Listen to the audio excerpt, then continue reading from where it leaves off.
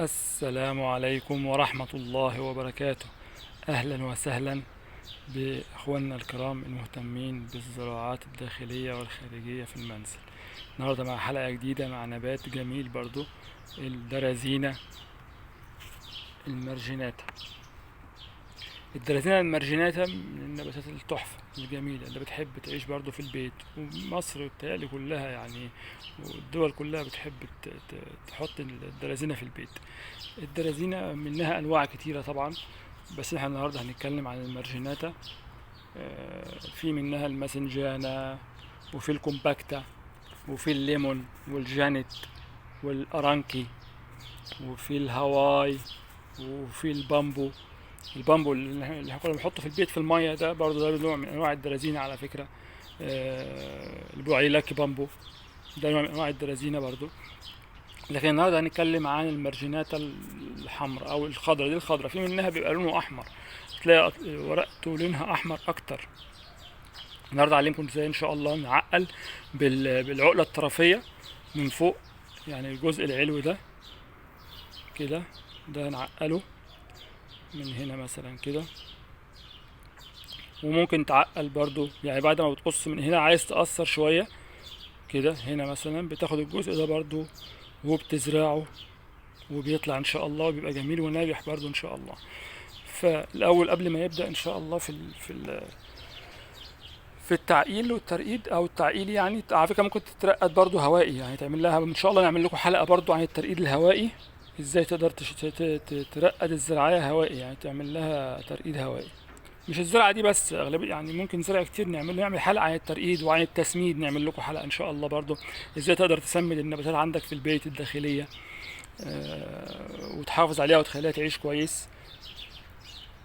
البرازيل عامة من النوع اللي بيحب الضوء، ما بيحبش المكان الضلمة، ما بيحبش السقيا كتير. يعني انت لما تيجي تسقي البرازينة في البيت ما تديهاش مية كتير، كل 10 ايام، ممكن كل 15 يوم. في الشتاء في اوقات انا كنت بقعد النبتة بعطشها مثلا ممكن تقعد 25 يوم وشهر كمان يعني عادي. بس طبعا بتبقى في قصرية أكبر من كده، من القصاري الصغيرة، من القصاري الصغيرة ديت بتبقى في قصرية أكبر عشان تقدر جدرها ينزل، لأن الجدر كل ما بيحس بالعطش فوق على سطح التربة بيبتدي ينزل لتحت يدور على المية، فبيبتدي ينزل لأكتر لتحت. ودي يعني في ناس بتعمل الحركة دي عشان تقدر تخلي النبات جدره يكبر والورق يشتغل أكتر، العود نفسه يشتغل ويكبر أكتر.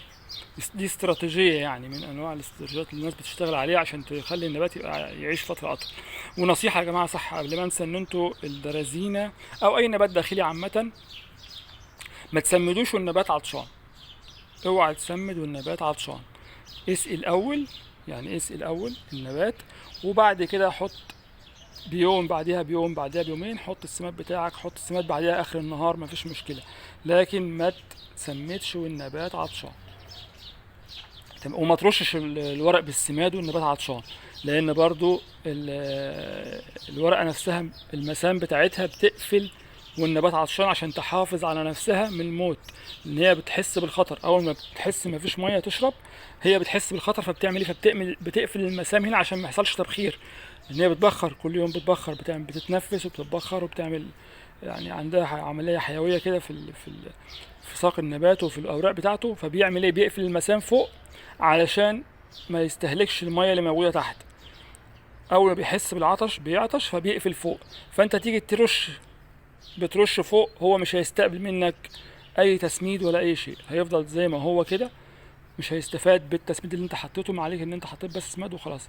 فدايما بقول لك او بقول لحضرتك او بقول للناس كلها، اللي هيسمد يا جماعه يسمد والنبات بعد ما يشرب ميه. تمام. نخش بقى على ايه؟ الترقيد او على التعقيل او زي ما بتسموها. عندنا طبعا البيتموس، وعندنا الفوم اللي انا بحب ازرع فيه طبعا، معرفش انتوا عارفين ولا لا. وعندنا هنا ميه واحده بكلور وميه عاديه.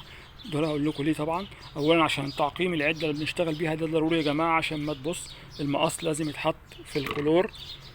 لو هنستخدم السكينه بتتحط في الكلور،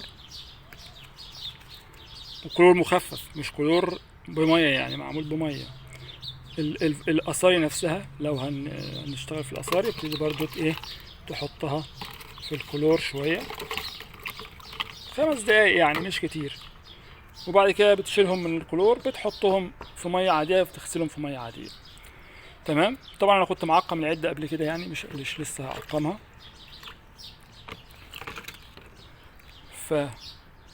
فهنبتدي نقص. طبعا انا عشان معلش شغال بايد واحده، هناخد العقله الطرفيه زي كده، وهناخد العقله التانية برضو زي كده. تمام. ادي العقلتين بتوعنا، واحده صغيره ودي الكبيره شويه. تمام. احنا عندنا الفوم انا مقطعه طبعا وهو شارب ميه، وهنبتدي نزرعها كده اهي، عشان تبقوا شايفين كويس في المنتصف اهي.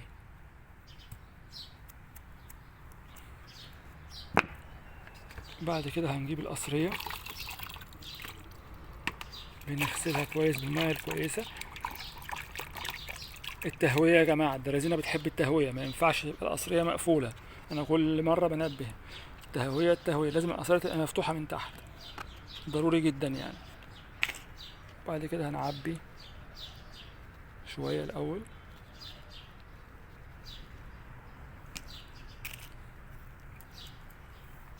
وبنحط العقلة بتاعتنا أو النبات بتاعنا كده. بعد كده طبعا بتسقي الزرع يعني، انت مش عملت كده خلاص بتسيبها، انت لازم تسقيها. زرعناها خلاص ما شاء الله شكلها جميل اهي. ونزرع واحدة في البيتموس، وان شاء الله الاتنين يشتغلوا.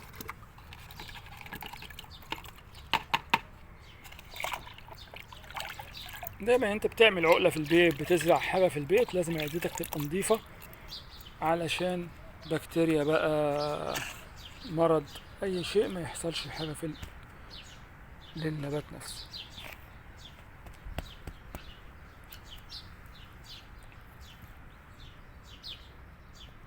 وبعد كده هنجيب الزرعة كده.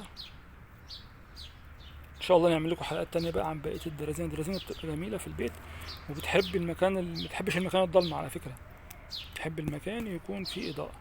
وأعمل لكم حلقة إن شاء الله عن التسميد، وعن ازاي نراعي النباتات الداخلية. أغلبية النباتات يعني هتتعامل نفس المعاملة تقريبا يعني، مع اختلاف بس شوية في النباتات اللي بتبقى مثمرة مزهرة.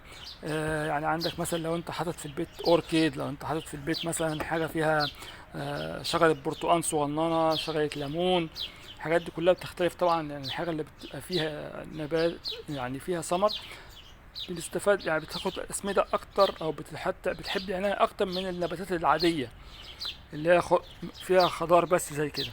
يعني أي شيء مثمر أو مزهر بيحتاج عناية أكتر، وبيحتاج تسميد أكتر، وبيحتاج إضاءة أكتر من النباتات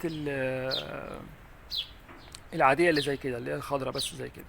أنا نسيت حاجة أقول لكم على صح، ما تنسوش تعملوا اشتراك للقناة، فعل زر الجرس عشان يجيلك كل جديد ان شاء الله.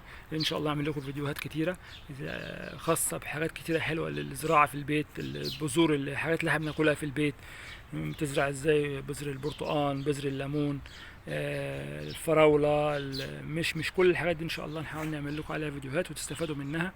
دول على فكره 2 كنت زارعهم انا برضو، دول قدام مزروعين قبل كده. والتربه الزراعيه انت ممكن تزرع في انواع كتيره من التربه، زي ما قلنا البرلايت ده من الحاجات المهمه، الفوم، البيتموس، اي وسط زراعي يعني. دي كنت زارعها برضو في الفوم، اوريكم برضو هي ما شاء الله جميله. بصوا هنا ده فوم اهي، وانا مجمعهم يعني، كنت زارعهم من الاول في اثار صغيره، بعد كده جمعتهم في قصريه اكبر في فوم زي كده، وما شاء الله شغاله كويس. حتى كانت ليها جذور من تحت نازله لو شايفينها، الجذور بتاعتها ما شاء الله جميله.